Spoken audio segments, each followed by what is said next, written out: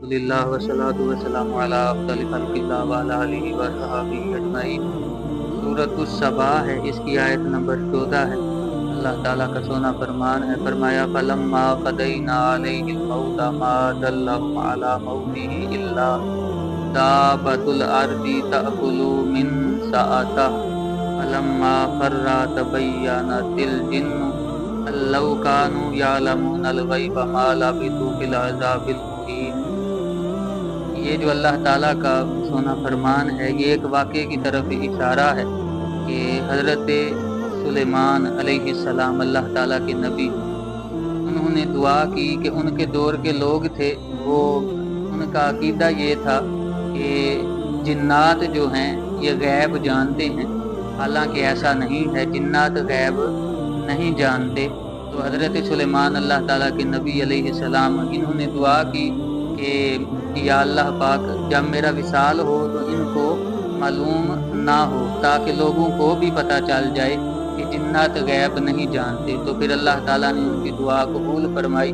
حضرت سلیمان علیہ السلام، جنات ان کے قبضے میں تھے، ان کی حکومت تھی جنات پر، تو انہوں نے جنات کو جو ہے وہ مسجد بیت المقدس، جو مسجد ہے بیت المقدس، اس کی تعمیر کے لیے ان کو حکم دیا ہوا تھا۔ تو اس وقت حضرت سلیمان علیہ السلام، ان کا وصال کا وقت آیا، ظاہری پردہ فرمانے لگے، تو آپ نے کے پاس جو عصا تھا اس پر ٹیک لگا لی، تو اس وقت آپ کا وصال ہوا، اور 1 سال گزر گیا۔ 1 سال تک جو ہے وہ جنات کو اس بات کی خبر نہ ہوئی۔ تو پھر ہر ایک کو معلوم ہوا کہ جنات جو ہیں وہ غیب نہیں جانتے۔ اس میں جو خاص بات ہے وہ یہ ہے کہ کوئی بھی ان کے مبارک جسم پر، مبارک کپڑوں پر ایسا کچھ بھی نہ ہوا، کوئی ایسی تبدیلی بھی تک نہ آئی کہ جس سے ان کو معلوم ہو جائے۔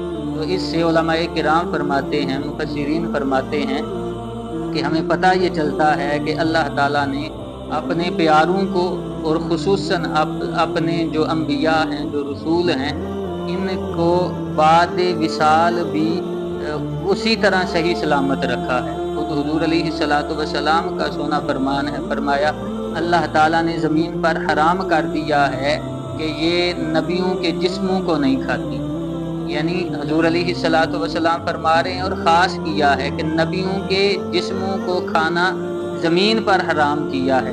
اس سے معلوم ہوتا ہے کہ جو اللہ تعالیٰ کے پیارے ہیں، خصوصاً انبیاء کرام ہیں، ان کے جسموں کو زمین کھاتی نہیں، اسی طرح صحیح سلامت رہتے ہیں، کوئی ان میں تبدیلی نہیں آتی۔ لیکن ہم جیسے جو ہیں، ان کا جسم تک جو ہیں وہ باقی نہیں رہتے، ہڈیاں تک باقی نہیں رہتی۔ تو معلوم ہوا کہ نہ وہ ہم جیسے ہیں، نہ ہم ان جیسے ہیں۔ اور دوسری بات ہے، حضور علیہ السلام نے فرمایا کہ اللہ تعالیٰ کے نبی جو ہیں وہ قبروں میں زندہ ہیں، اور قبروں میں نمازیں بھی پڑھتے ہیں۔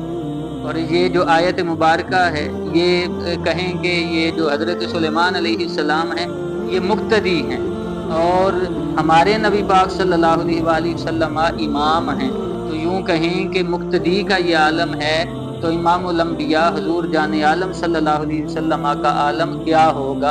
ان کا عالم یہ ہے کہ لقد جاءکم رسول من انفسکم عزیز علیہ ما عنتم حریص علیکم بالمؤمنین رؤوف الرحیم۔ مومن ہو حضور علیہ السلام کو ہر طرح سے، جس طرح اللہ تعالیٰ نے ان کو شان عظمت معجزات عطا فرمائی ہیں، ہر طرح سے ان کو ماننے والا ہو، مومن ہو، تو وہ جہاں بھی ہوگا حضور علیہ السلام اس کی مدد فرماتے ہیں، اس کے حال احوال کو بھی جانتے ہیں۔ اللہ تعالی ہمیں اپنے جو بنیادی عقائد ہیں ان کو سمجھنے کی سعادت و توفیق عطا فرمائے۔